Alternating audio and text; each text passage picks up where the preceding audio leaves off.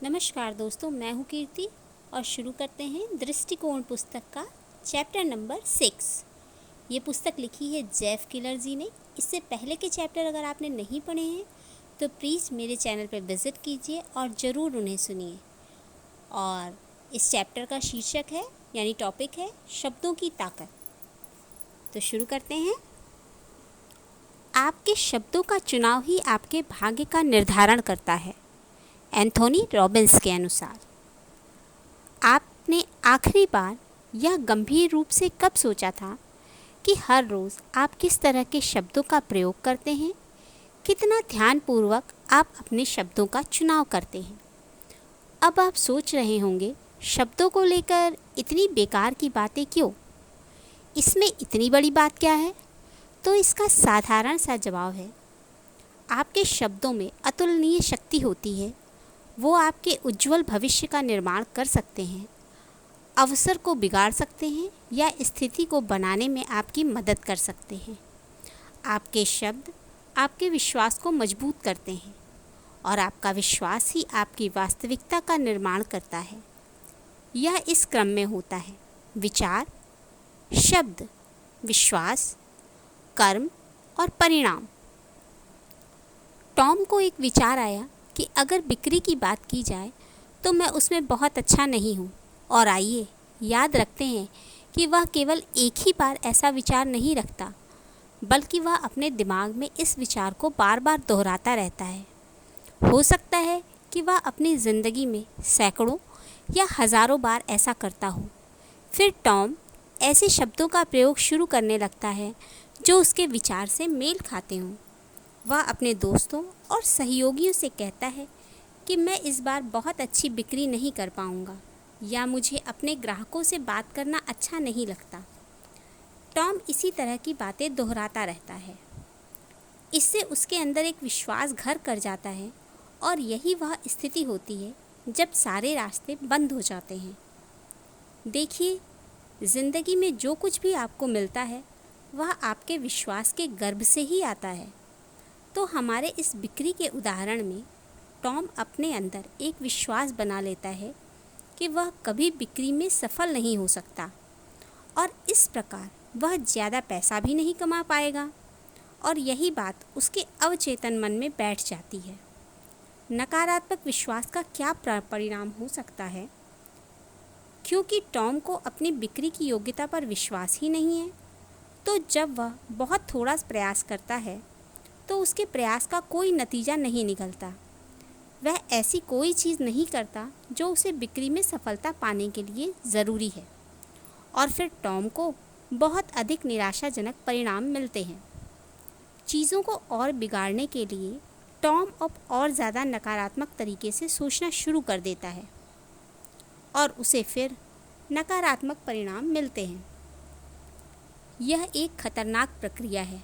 वास्तव में इस पूरी प्रक्रिया का एक बहुत ही सुखद अंत हो सकता था अगर टॉम ने सकारात्मक विचारों का चुनाव किया होता और उनमें सकारात्मक शब्दों को लागू किया होता। उससे उसके अंदर एक विश्वास जागता कि वह बिक्री में बहुत सफल है। परिणाम स्वरूप टॉम ने एक विश्वास के साथ लगातार प्रयास किया होता और उसे अभूतपूर्व परिणाम मिलते। मेरा अनुरोध है कि इस प्रक्रिया में शब्दों के योगदान को कम मत आंकिए। जो लोग नकारात्मक शब्दों का प्रयोग करते हैं उनके भाग्य में नकारात्मक सोच ही भर जाती है। आप नकारात्मक शब्दों को बार बार दोहराकर अच्छे परिणामों की आशा नहीं कर सकते। नकारात्मक शब्द हमेशा एक नकारात्मक विश्वास को ही जन्म देता है और अंत में हमें नकारात्मक नतीजे ही मिलते हैं। अगर घर में मरम्मत की बात की जाए तो मैं कुछ भी नहीं कर सकता। क्या आप चाहते हैं कि मैं नल बदल दूं या शौचालय में कुछ लगा दूं? बढ़ई का काम या बिजली का तार लगाने का काम तो मुझे कुछ नहीं आता। यह सब जानने के लिए आपको वह निर्देश पुस्तिका देखनी पड़ेगी जिस पर IOA छपा हो और जो यह बताए कि सारे नट बोल्ट कहाँ कहाँ लगेंगे। और उस निर्देश पुस्तिका को देखते ही मैं तुरंत यही कहूँगा कि यह सब बेकार की चीज़ें हैं। तो क्या मेरे अंदर उन जीन्स की कमी है? जिनके माध्यम से कुछ लोग घर की मरम्मत करना सीख जाते हैं? तो ऐसी कोई बात नहीं है। इसका उत्तर एकदम स्पष्ट है। पिछले 40 साल से मैं लगातार यही कहता आया हूँ कि मैं मैकेनिकल चीज़ों में बिल्कुल भी अच्छा नहीं हूँ, और इस प्रकार 40 सालों तक नकारात्मक शब्दों का प्रयोग करते हुए मैंने अपने अंदर एक दृढ़ विश्वास बना लिया है कि मैं इस तरह की चीज़ें नहीं कर सकता। क्या आपने देखा कि मैंने इस तरह की स्थिति कैसे बनाई? केवल अपने शब्दों पर ध्यान न देकर। और सच बात तो यह कि मैं इस स्थिति को उलट सकता था, अपने घर की मरम्मत करने की योग्यता के बारे में सकारात्मक शब्दों का प्रयोग करके। कई साल पहले मैंने एक वैज्ञानिक केंट क्यूलर्स के बारे में एक लेख पढ़ा था, जिन्होंने नासा के नक्षत्र ज्ञान की खोज के एक प्रोजेक्ट का नेतृत्व किया था। क्यूलर्स, जिनके पास फिजिक्स में डॉक्टरेट थी, वह ऐसे रेडियो सिग्नल की खोज का सॉफ्टवेयर बना रहे थे जो संसार में जीवन के अन्य रूपों के अस्तित्व का पता लगाने का काम कर सके। यह कुछ स्टार ट्रेक की तरह लग रहा है कि नहीं? लेकिन इसे समझने में कोई गलती मत कीजिए, यह एक वैज्ञानिक खोज थी। और फिर क्यूलर्स को कुछ शारीरिक परेशानी की वजह से थोड़ा रुकना पड़ा। अब देखिए उन्होंने इसे किस तरह बताया। बस थोड़ी दिक्कत है और थोड़ी असुविधा हो रही है। क्यूलर्स की वह शारीरिक परेशानी क्या है? क्या जोड़ों का दर्द? कभी कभार होने वाला माइग्रेशन दर्द? केंट क्यूलर्स नेत्रहीन हैं, यह सच बात है। क्या यह एक अविश्वसनीय बात नहीं है कि कोई अपनी नेत्रहीनता को बस केवल थोड़ी सी दिक्कत या कुछ असुविधा बताता है?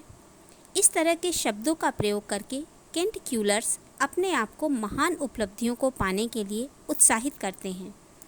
आप अपनी ज़िंदगी में अभी किस तरह की बाधाओं का सामना कर रहे हैं, और फिर सोचिए कि वह आपको बस कुछ असुविधा लगती है या एक बहुत बड़ा पहाड़।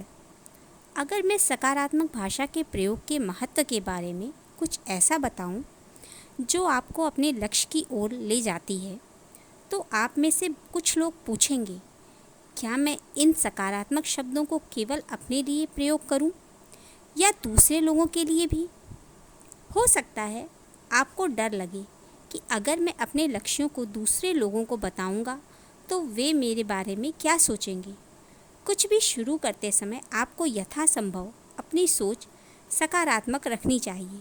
लोग क्या कहेंगे, यह सोचने में व्यर्थ अपना समय बर्बाद ना करें। मंत्र यही है कि जब आप बार बार सकारात्मक शब्द अपने अंदर सुनते हैं तो यही आपके अवचेतन मन में समा जाते हैं। हाँ, मैंने एक बात सीखी है, कभी भी अपने लक्ष्य नकारात्मक लोगों को मत बताइए। अक्सर यही वो नकारात्मक लोग होते हैं जिन्होंने अपनी ज़िंदगी में कुछ भी हासिल नहीं किया होता। इनके पास कोई लक्ष्य नहीं होता, कोई सपना नहीं होता, और ये लोग दूसरे को सफल होते हुए भी नहीं देख सकते।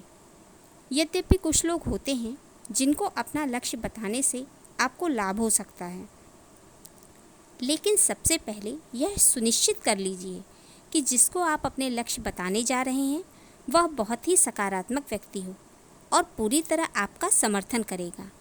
यह वह व्यक्ति होना चाहिए जिसे आपके लक्ष्य पूरे होने पर खुशी होगी और वह पूरी तरह आपकी मदद भी करेगा।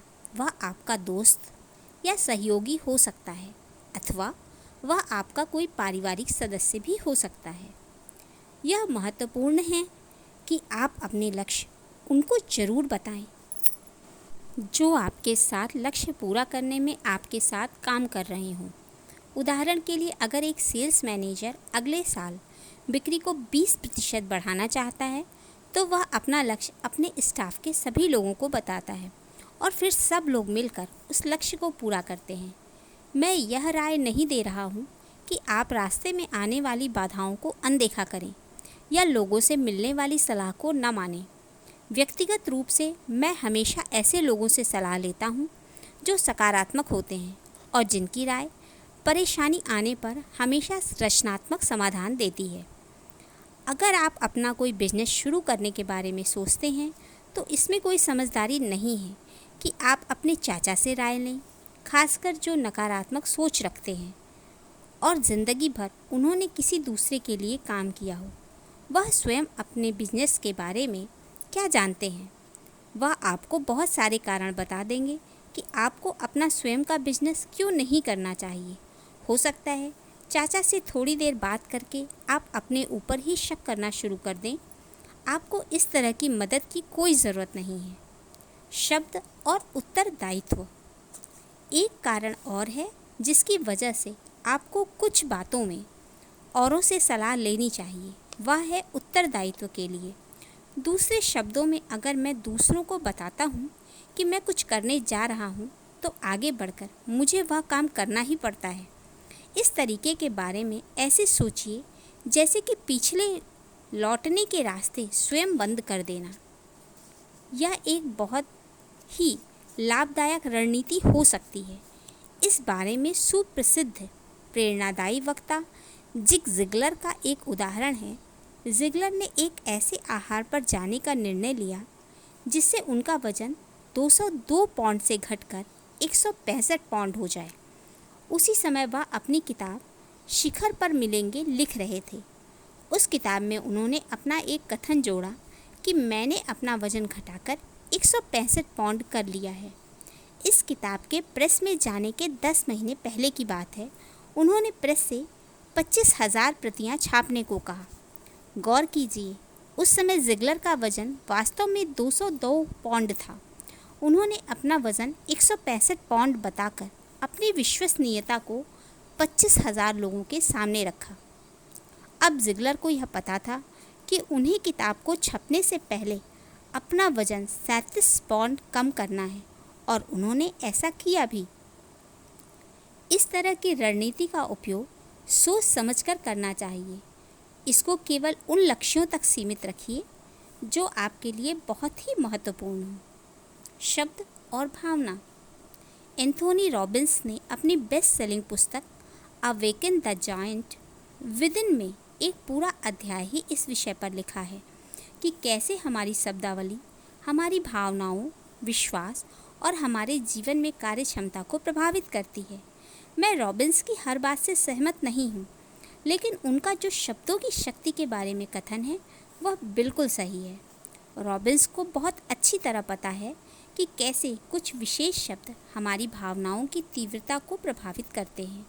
उदाहरण के लिए चलिए मानते हैं कि किसी ने आपसे झूठ बोला हो, तो इसकी प्रतिक्रिया आप कुछ इस तरह दे सकते हैं कि आप नाराज़ या परेशान हैं। लेकिन अगर आप कुछ ऐसे शब्दों का प्रयोग करें जैसे खूंखार या अत्यंत क्रोधित, तो आपके शारीरिक हाव भाव और उसके बाद आपके बर्ताव में एक नाटकीय परिवर्तन आ जाएगा। आपका रक्तचाप बढ़ जाएगा, आपका चेहरा लाल हो जाएगा और आप मानसिक रूप से पूरी तरह परेशान दिखाई पड़ेंगे। रॉबिन्स एक और उदाहरण देते हैं कि कैसे आप अपनी नकारात्मक भावना की तीव्रता को कम कर सकते हैं। सोचिए कि यह कहने के बजाय कि मैं बर्बाद हो गया, कहिए कि मुझे एक धक्का लगा। अपनी सकारात्मक भावनाओं को दर्शाने के लिए मेरा दृढ़ निश्चय है के स्थान पर आप कह सकते हैं मुझे दुनिया की कोई ताकत रोक नहीं सकती, या मुझे ठीक लग रहा है की जगह कहिए मैं अत्यंत प्रसन्न हूँ। इस तरह के जोशीले शब्द आपके अंदर और आपके अगल बगल के लोगों में एक जोश भर देते हैं। अगर आप इस तरह के शब्दों के प्रयोग करने का निर्णय लेते हैं तो आप उस पुराने रास्ते को बदल रहे होते हैं जिस पर आप पहले यात्रा कर रहे थे। अब दूसरे लोग आपके साथ एकदम हटकर व्यवहार करेंगे और फिर बाद में अपने बारे में भी आपका नज़रिया एकदम बदल जाएगा। अपने शब्दों को करीब से देखिए। 1 मिनट के लिए अपनी ज़िंदगी में झांक कर देखिए। क्या आप ज़िंदगी के किसी क्षेत्र में ऐसे मुहावरे प्रयोग कर रहे थे जैसे मैं नहीं कर सकता, मैं इस काम के लिए अच्छा नहीं हूँ, यह असंभव है। हम सभी ऐसे लोगों को जानते हैं जो इस तरह के कथन बनाते रहते हैं। मैं यह नहीं कर सकता, मैं गणित में अच्छा नहीं हूँ, मैं लोगों के नाम याद नहीं रख पाता, यह मेरे लिए असंभव है कि मैं इतना पैसा बना पाऊँ। जब आप इस तरह की टिप्पणी 10, 20 या 30 सालों तक करते रहते हैं तो आप अपने दिमाग में फेल होने की प्रोग्रामिंग कर रहे होते हैं तथा यही सब आपकी सोच में घर कर जाता है। इस तरह का हर एक उदाहरण नकारात्मक सोच को दर्शाता है और अगर आप इस दुनिया को नकारात्मक दृष्टिकोण से देखते हैं तो आप इसी तरह की नकारात्मक भाषा का इस्तेमाल करने लगते हैं और फिर आपको निराशाजनक परिणाम मिलते हैं। सौभाग्य से आप अपने शब्दों पर नियंत्रण कर सकते हैं। इसका मतलब कि आपके अंदर एक सकारात्मक विश्वास तंत्र बनाने की योग्यता है और आप मनचाहे परिणाम पा सकते हैं। पहला कदम है जागरूकता। आइए उन वाक्यों का परीक्षण करते हैं जो अभी तक आप अपनी ज़िंदगी के कुछ विशेष क्षेत्रों में प्रयोग करते आए हैं। पहला, आपसी संबंध। क्या आप हमेशा कहते हैं, लोग हमेशा मेरा फ़ायदा उठाते हैं? अगर आप ऐसा करते हैं तो वास्तव में आप अपने अंदर खुशी न देने वाले संबंधों की प्रोग्रामिंग कर रहे हैं। आपका दिमाग आपके द्वारा बोले गए हर शब्द को सुनता है और वह उसी तरह का बनकर यह सिद्ध कर देता है कि आप सही कह रहे हैं। ऊपर दिए उदाहरण के संबंध में आपका दिमाग उसी तरह से काम करेगा कि आप ऐसे लोगों को अपनी ओर आकर्षित करते हैं जो आपको निराश कर देंगे या आपका फ़ायदा उठाएंगे। क्या आप यही चाहते हैं? अगर नहीं तो ऐसे नकारात्मक कथनों को बार बार दोहराना बंद कीजिए जिनकी वजह से आपका दिमाग उन नकारात्मक चीज़ों पर केंद्रित होता है। दूसरा, वित्त। क्या आप बार बार इस तरह के शब्दों का प्रयोग करते हैं जैसे कि मैं हमेशा कर्जे में रहता हूँ, आर्थिक मंदी है या कोई बिक्री नहीं हो रही है? तो जान लीजिए यह सब आपके विरोध में काम करते हैं। ज़्यादा अच्छा होगा कि आप ऐसी भाषा चुनिए जो संपन्नता और अच्छी अर्थव्यवस्था को दर्शाती हो। ऐसा नहीं होगा कि भाषा परिवर्तन करने के कुछ ही दिनों के अंदर आपको विशाल संपत्ति मिल जाए, परंतु धीरे धीरे आपके विश्वास में परिवर्तन के साथ यह भी घटित होना प्रारंभ हो जाएगा। किंतु अपनी भाषा को बदलना एक महत्वपूर्ण कदम है। याद रखें, इस दुनिया में धनवान लोग गरीबी में होने का मातम मनाते हुए ज़्यादा संपत्ति नहीं बताते हैं और जो लोग हमेशा धन के अभाव की बातें करते हैं वो सामान्य से ज़्यादा धन कभी इकट्ठा कर ही नहीं पाते हैं। तीसरा, पेशा। अगर मैं आपसे पूछता हूँ कि अगले 5 से 10 सालों में आप अपने पेशे को किस मुकाम पर देखना चाहते हैं तो आपका जवाब क्या होगा? ईमानदारी से बताइए। क्या आप कहेंगे कि सारी चीज़ें शायद ऐसी ही रहेंगी जैसी आज हैं, या आप कहेंगे कि एक अच्छा मुकाम होगा, ज़्यादा चुनौतियों के साथ, ज़्यादा जिम्मेदारी और ज़्यादा अच्छी आर्थिक स्थिति होगी? अगर आप कहते कि मुझे नहीं पता कि मैं अपने पेशे में कहाँ जा रहा हूँ, तो संभावनाएं यही है कि ज़्यादा कुछ नहीं बदलेगा, क्योंकि आपकी भाषा आपकी दूरदृष्टि और दिशा के अभाव को दर्शाता है।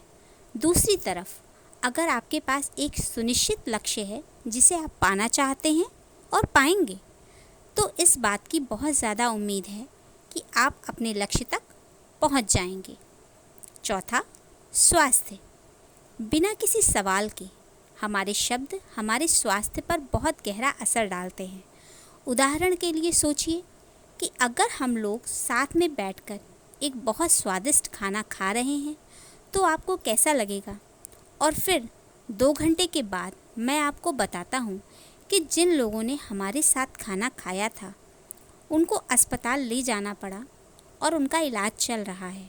यकीन मानिए, मेरे यह बताने के पहले आप एकदम अच्छे भले होंगे, परंतु मेरी बात सुनकर आपको कैसा लगेगा? ज़्यादा उम्मीद है कि आप अपना पेट पकड़ लेंगे और कुछ बीमार जैसा महसूस करने लगेंगे। ऐसा क्यों? क्योंकि मेरे शब्दों ने आपके अंदर एक नकारात्मक क्रिया को पैदा किया और फिर आपके शरीर में उसी तरह की प्रतिक्रिया करना शुरू कर दिया। चाहे मैंने एक भद्दा मजाक किया हो और सारी चीज़ों के बारे में आपको झूठ बताया हो, आपका शरीर उसी तरह की प्रतिक्रिया करता है जिस तरह के शब्द आप सुनते हैं। मेरी पीठ में भयंकर दर्द है और यह कभी ख़त्म नहीं होगा, या मुझे साल में 3 या 4 बार बुरी तरह सर्दी हो जाती है। इस तरह के गलत वाक्यों को बोलने से वास्तव में आप अपने शरीर को दर्द और बीमार होने का निर्देश देते हैं। कृपया गलत मत समझिए, मैं यह सलाह नहीं दे रहा हूँ कि दर्द या बीमारी को अनदेखा कर दें, लेकिन एक बात तो तय है कि किसी भी तरह की नकारात्मक भाषा के प्रयोग से आपको कभी कोई लाभ नहीं होगा। क्या आपने कभी महसूस किया है कि ज़िंदगी के इन 4 क्षेत्रों में आप किस तरह के शब्दों का प्रयोग करते हैं? जब हम कुछ विशेष तरह के वाक्य बार बार दोहराते हैं तो हमारा दिमाग उसी तरह की सोच बना लेता है। फिर हमारा दिमाग वही पुरानी चीज़ें बार बार हमें पुराने रिकॉर्ड प्लेयर की तरह सुनाता है। परेशानी यह है, जब भी आप इस तरह के शब्दों को बोलते हैं तो आप उस सोच को और गहरा कर देते हैं। वही पुरानी गलत बातें आपके दिमाग में घूमती हैं। आपका वही पुराना विश्वास और गहरा हो जाता है और फिर आपको वही पुराने परिणाम भी मिलते हैं। अपने आप को पहचानिए। पहले आप क्या बोलते थे, इससे कोई फ़र्क नहीं पड़ता, बस आगे इसे जारी मत रखिए। अपनी भाषा बदलने के लिए आपको अनुशासित और सतर्क रहने की आवश्यकता है। तो अब आज ही से अपने शब्दों को ध्यानपूर्वक चुनिए, क्योंकि वही आपके लक्ष्यों की दिशा निर्धारित करेंगे। याद रखिए, यह आप पर निर्भर करता है कि आपको स्वयं द्वारा चुने गए शब्दों का प्रयोग करते हुए किस दिशा में जाना है। अतः आगे से हमेशा उन्हीं शब्दों का प्रयोग कीजिए जो मंजिल तक पहुंचाने में आपकी सहायता करते हों। तो धन्यवाद दोस्तों। आपको ये अध्याय कैसा लगा, कृपया कमेंट बॉक्स में ज़रूर लिखें।